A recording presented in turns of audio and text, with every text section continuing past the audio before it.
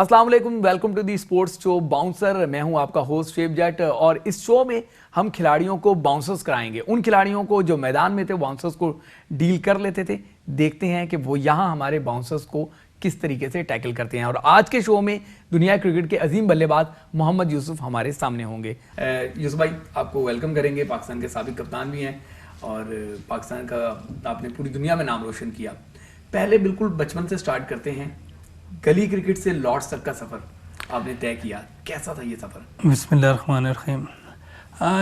बिल्कुल आपने सही कहा कि गली से इंटरनेशनल क्रिकेट, लॉर्ड्स जो होम ऑफ क्रिकेट है, तो वहाँ का अपना नाम लिया है। मैं रोड पे खेलता था भाई के साथ और पैसे नहीं होते थे बैट ख़रीदने के या बॉल ख़रीदने के, तो कपड़े धोने वाला जो डंडा होता है उससे और टेबल टेनिस का जो बॉल होता है उस पर टेप करके खेलते थे।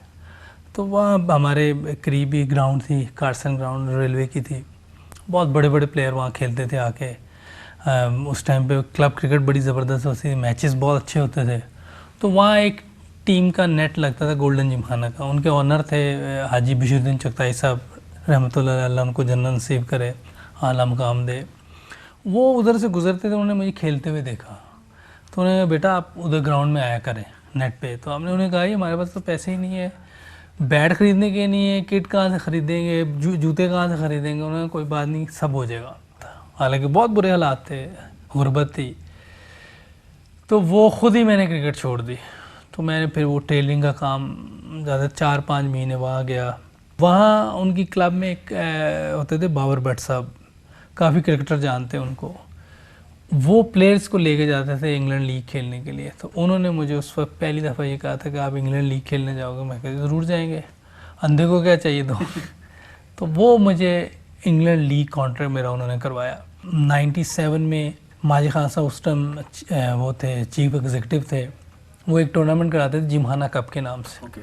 वो 75 ओवर्स का था, एक दिन एक टीम ने बारी लेनी, दूसरे दिन। तो हमारा मैच था लुधियाना जिमखाना से। तो उस मैच में मैंने 210 रन्स किए 75 ओवर्स में। तो उस मैच में एक अंपायर थे, वो वापडा के थे। उस मैच के अगले दिन मैं इंग्लैंड चला गया था लीग खेलने के लिए, और वो वापडा की टीम बहुत अरसे बाद दोबारा फर्स्ट क्लास में एंटर हुई थी, ग्रेड 2 जीत कर। तो उन्हें लड़के चाहिए थे, तो उस अंपायर ने मेरा बताया, तो उन्होंने मेरा नाम भी भेज दिया वापडा ने। तो मुझे जब कोई अगस्त या अगस्त में कॉल आई उनकी वापडालों की कि हमने आपका नाम भेजा है तो वापस आ जाएं, तो मैंने उन्हें कहा मैं तो इधर आया हूँ ना वापस जाने के लिए, क्योंकि मेरे तो हालात बहुत ख़राब हैं, तो मैं वापस जाके क्या करूँगा भाई, उधर तो कोई पता ही नहीं, आपका मूड तो स्लिप हो जाए। हाँ, मेरा तो पाकिस्तान खेलने का कभी मैंने ख्वाब में भी नहीं सोचा था। हमारा तो ये था कि यार छोटी मोटी जॉब की वजह, रेलवे की या वापडा की, इतना ज़हन था। तो वो तो अल्लाह ने एक छक्का लगा दिया कि इंग्लैंड ही चले गए। तो मैंने कहा वापस नहीं आना। पाकिस्तान के कप्तान तक का सफ़र क्या आसान था? देखिए, पाकिस्तानी कप्तानी हमेशा ऑनर की बात है, किसी को मिले। लेकिन जैसे बाज़ प्लेयर होते हैं वो या तो कप्तानी में उस तरह परफॉर्म नहीं कर पाते, जैसे सचिन तेंदुलकर का भी था, वो भी कप्तानी में वैसे परफॉर्म नहीं कर सका, मैं भी नहीं कर सका।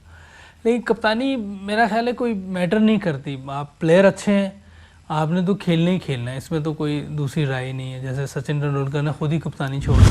अच्छा, अगर हम आपके रिकॉर्ड्स की बात करें, एक रिकॉर्ड तो सबको ही पता है कि आपने कैलेंडर ईयर में जो रिकॉर्ड कायम किया मोर देन 1700 रन बना के, तो वो आपका टारगेट था उस साल या वो भी मिरेकल है? मिरेकल है वो। देखिए, रिकॉर्ड्स जो बनते हैं टूटने के लिए बनते हैं, लेकिन वो कहे जी मैं रिकॉर्ड तोड़ दूंगा, ये नहीं हो सकता।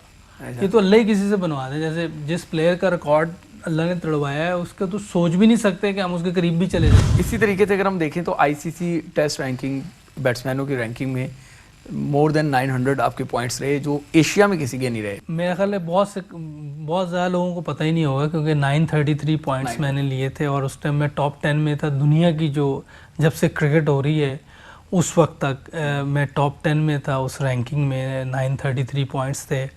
और आप सोचें कि एशिया में ये पहला प्लेयर था जिसने इतने पॉइंट्स लिए। मेरे ख्याल मेरे से पहले गवास्कर ने लिए थे, लेकिन उनके 9-10 थे। जैसे तेंदुलकर के बारे में कहा जाता है कि उनकी सेंचुरीज ज़्यादातर विनिंग नोट्स पे नहीं ख़त्म हुई, लेकिन आपकी 15 में से गालिबन 14 सेंचुरीज जो हैं वो विनिंग मैचेस में हैं। मैं ये भी एशिया में मैं पहला प्लेयर हूँ, और अभी तक कोई ऐसा रिकॉर्ड नहीं तोड़ सका ये कि मेरी पहली सेंचुरी जो थी, जो मैच हारे थे, उसके बाद जो मैंने बकिया 14 सेंचुरी बनाई अपने कैरियर में वनडे में, वो 14 के 14 मैचेस जीते हुए हैं, इसमें कोई मैच नहीं हारे, और ये भी एक रिकॉर्ड है। क्या आप हादसाती कप्तान थे? क्योंकि यूनुस खान क्विट कर गए थे, फिर आपको दुबई से न्यूजीलैंड जाते हुए कप्तान बनाया गया, पहली दफ़ा जब बनाया गया, तो आप हादसाती कप्तान थे? जी, मैं बिल्कुल हादसाती कप्तान था, क्योंकि उधर कोई बचा ही नहीं था। तो भट्ट साहब ने, और जो उस टाइम मैनेजर थे मेरे ख्याल यावर सईद साहब थे, शायद अल्लाह उन्हें जन्नत नसीब करे, तो भट्ट साहब उस वक्त तो उधर नहीं थे, लाहौर में थे। तो उन्होंने कहा जी अभी तो हमारे पास आप ही हैं, हालांकि टफ टूर थे दोनों, मैं भी चाहता, तो मैं कहता जी मैं नहीं वो बता। हादसाती कप्तान आप बने तो मुश्किल था मामला, या मुश्किल बना दिया गया था? नहीं, देखिए न्यूजीलैंड ऑस्ट्रेलिया हमेशा टफ टूर होता है, इसमें तो कोई शक ही नहीं है। बाकी प्लेयर्स कोशिश करते भी हैं अच्छा खेलने की, कोई प्लेयर ऐसा नहीं है जो ये ना चाहे कि वो रन्स करे या आउट करे। तो बड़े अच्छी सीरीज़ खेली, अगर देखा जाए तो हमने बड़ी अच्छी सीरीज 3-0 हारे ज़रूर है, लेकिन सिडनी टेस्ट अगर आप देखें, मैं वहीं पे आऊँगा, उस सवाल पे आऊँगा। तो ऐसा टेस्ट में था कि हम इनिंग डिफीट ऑस्ट्रेलिया को देते, कोई ऐसी टीम एशियन चलें, सिडनी टेस्ट पे आप ले आए हैं तो मैं उसी पे ले रहा हूँ।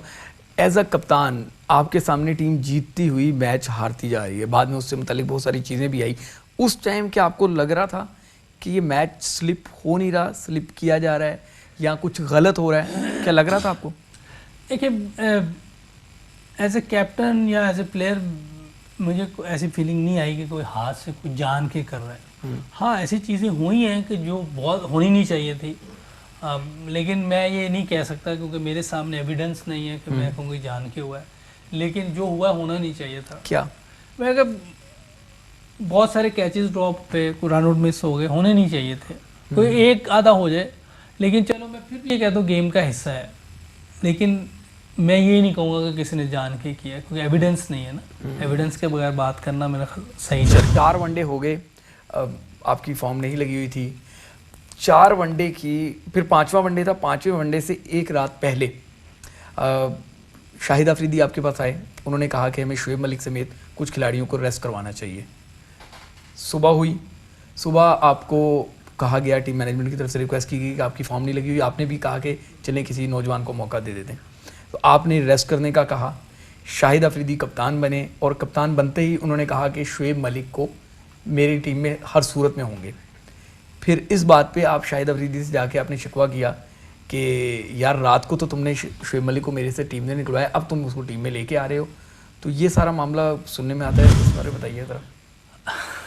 ऐसे तो ये बात मुझे नहीं समझ आपको कहाँ से पता चली है, ऑलमोस्ट ऐसे ही है, लेकिन कुछ प्लेयर इधर उधर हैं तो, लेकिन ये बात गुजर गई हुई है, इसको मैं ज़्यादा करना नहीं चाहता। चलें थोड़ा सा बता दें, क्योंकि मैंने इसमें हाँ, आगे मैंने भी पूछना देखिए, आपसे। मुझे किसी ने कहा कि आप 4 मैच हार गए हुए हैं, ऑलरेडी सीरीज़ हार गए हुए हैं, तो आप भी रेस्ट कर लो।